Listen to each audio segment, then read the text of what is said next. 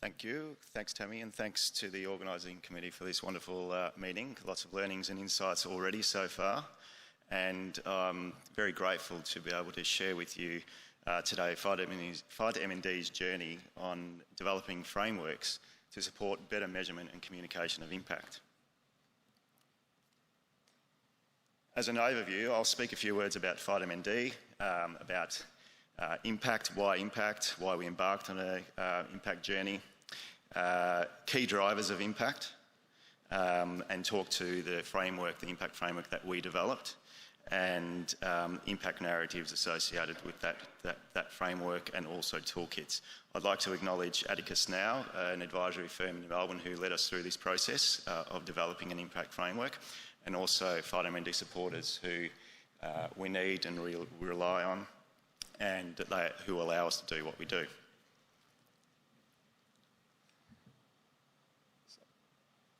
FightMND was founded in 2014 with a vision of a world without MND. We are a not-for-profit organisation and a charity that depends on our supporters. And our supporters have allowed us to invest $115 million so far into research and care initiatives.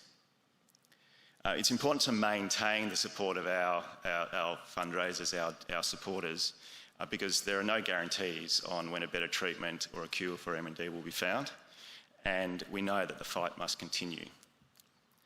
So FightMND embarked on this journey to develop an impact framework to better support and better communicate our value to our supporters, who need to know what their money, what their funds, what their donations, what we are doing with them.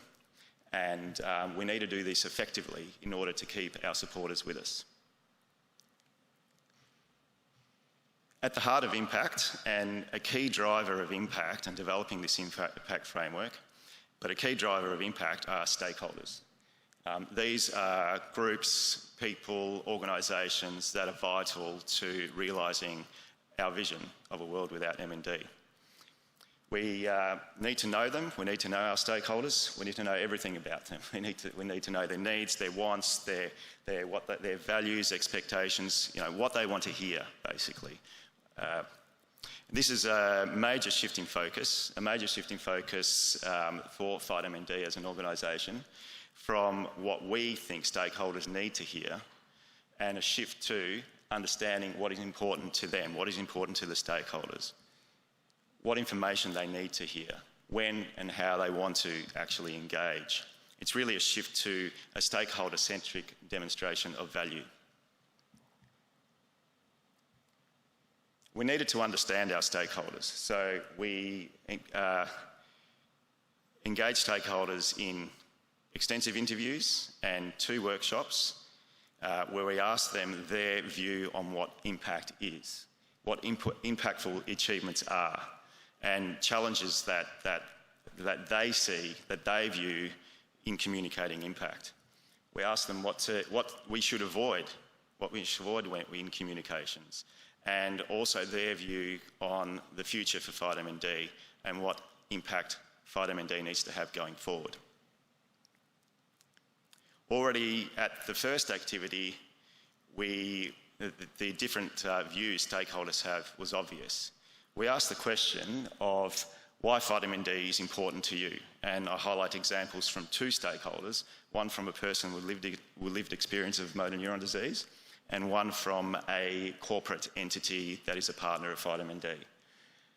The person with lived experience stated FightMND is important, of course, because our vision of finding a cure, but also the impact that we're making for care right now. This in comparison to the corporate partner who indicated that it gives our entire workforce an aligned purpose through the Big Freeze, one of our key events that Beck talked to earlier today, and allows everyone to play a role in making a difference.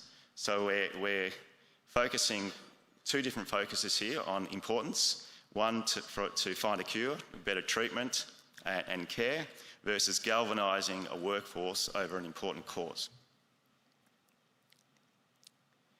What we learnt from stakeholders through interviews and workshops is that defining and measuring impact is challenging. Impact and value is multidimensional and subjective, and there are also data limitations, and that data limitations, we don't have all the data that our stakeholders want to hear about, want to know about. And also what we learnt was we need to go beyond the numbers. It's important to point out, for example, we've supported 15 clinical trials, given access to trials to over 600 individuals with MND. But we need to go beyond those numbers and really understand what impact that has made to the individual and be able to share that. We also noted that that we need to balance quantitative data and statistics with qualitative information. Qualitative being storytelling, testimonies, stories and case studies. And it needs to be a fine balance between those two. So from our interviews, from stakeholder input, this is the framework that we developed for effective impact reporting. Impact reporting, the framework being a strategic roadmap defining what our activities are and how they translate to outcomes.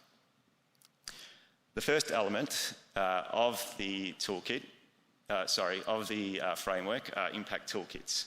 Impact toolkits being guidelines to communicate impact. Then moving to impact models, which are visual representation of vitamin D's or an organisation's impact strategy and outcomes. Moving to stakeholder groups, which I've talked about, they were extensive. This is who the actual impact reporting is geared towards. And then developing an impact narrative. A narrative which is storytelling that is aligned with our purpose, our values and our mission, and data management and data measurement as well, data and measurement. This is providing clarity on what data is available and what data is needed and how to measure this data. For the remainder of the presentation, I'll focus on two of these elements, the impact toolkits and the impact narrative. And the toolkits and narratives that I'll speak to have been tailored towards the general public stakeholder. Now, I understand this is a complicated slide relevant to stakeholder toolkits, but I just want to emphasise three major points, three major key areas of the stakeholder toolkits. The engagement strategy. This is the strategy around the objectives of the engagement, why you want to engage with the stakeholder. Then the channels, the channels through which you want to engage with the stakeholder, and also knowing the risks that need to be managed, the type of language to use, so that the stakeholder is able to understand what you're actually trying to communicate with them. The second key area is the messaging. What is the message that you want to convey? Right? And this message needs to align with the purpose and the vision as well. The messaging needs to include testimonies and human stories, and also of importance is timing and frequency. There needs to be an understanding of what type of communications to use during key events, and the type of language and messaging to use outside of those events. Also, the third key area for stakeholder toolkits is resourcing and accountability. This is around the data, how it's going to be measured, what data is available, and who's responsible for collecting this data, and also sharing the data in the communications and ensuring it's the right content.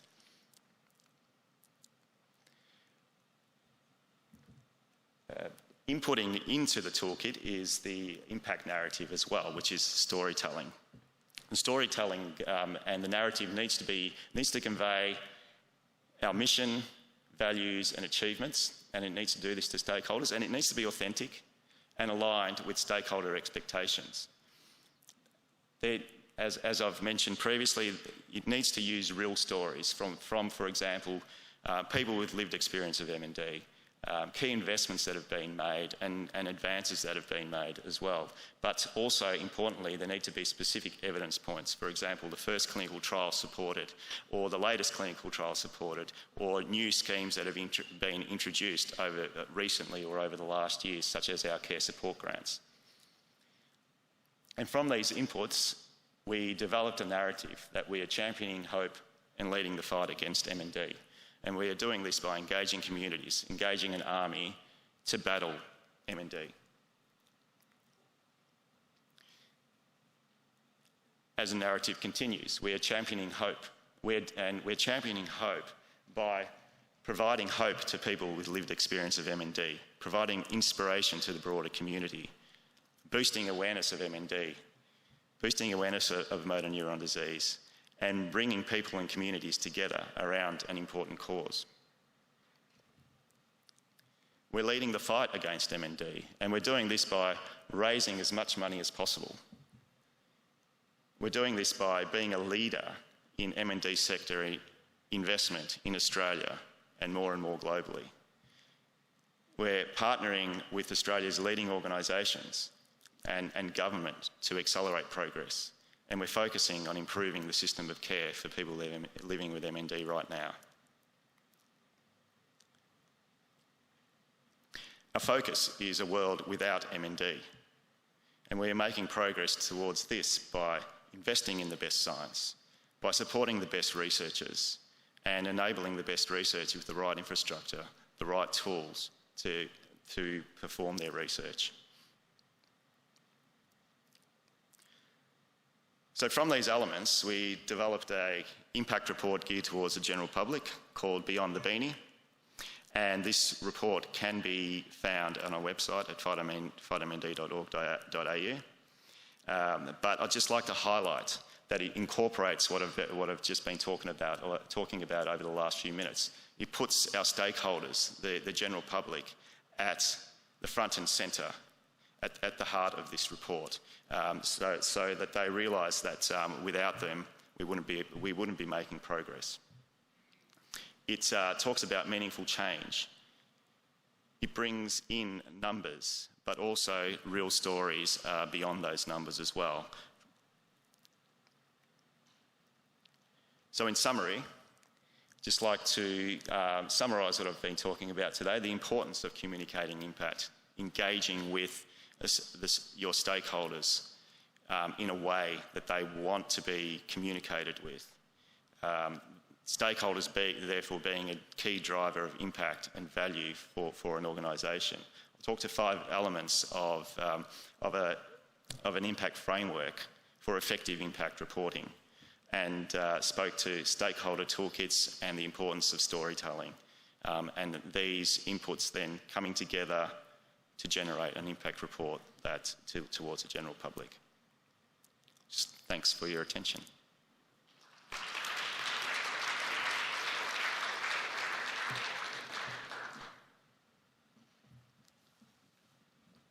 Thank you very much, Davor, especially for tackling such a big thing that we all continue to try and find ways to find that impact, to communicate not just what we do, but what the impact of it is. So appreciate that.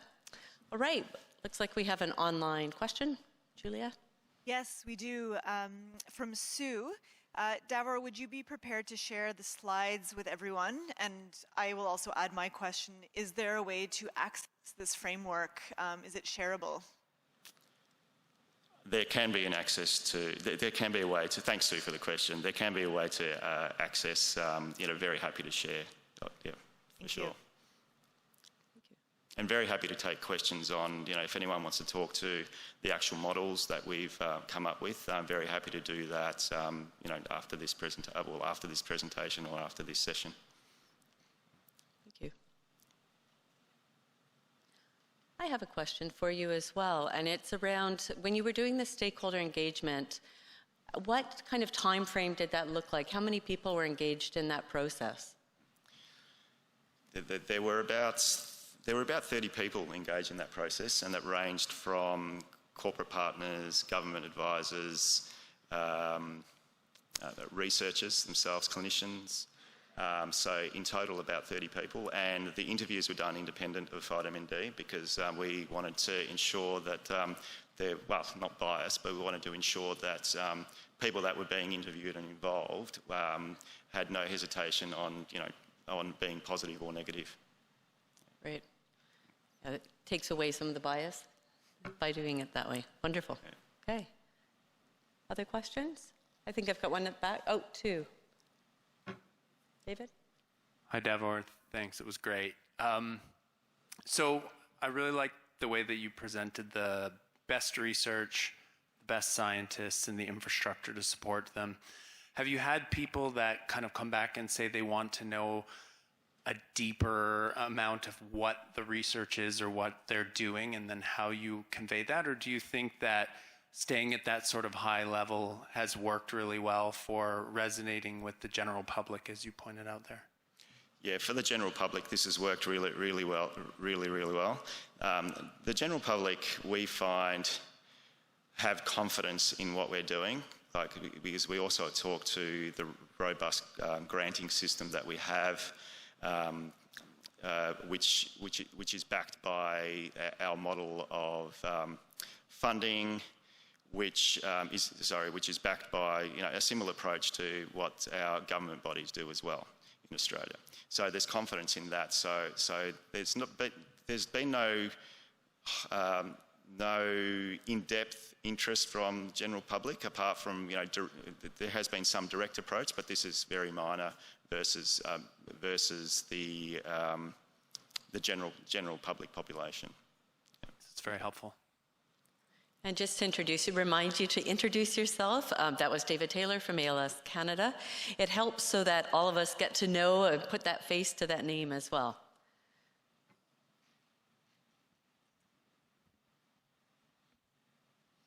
Thanks.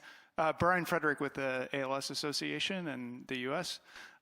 This is fabulous. Thank you. I was wondering, I have one larger question and then one easier one.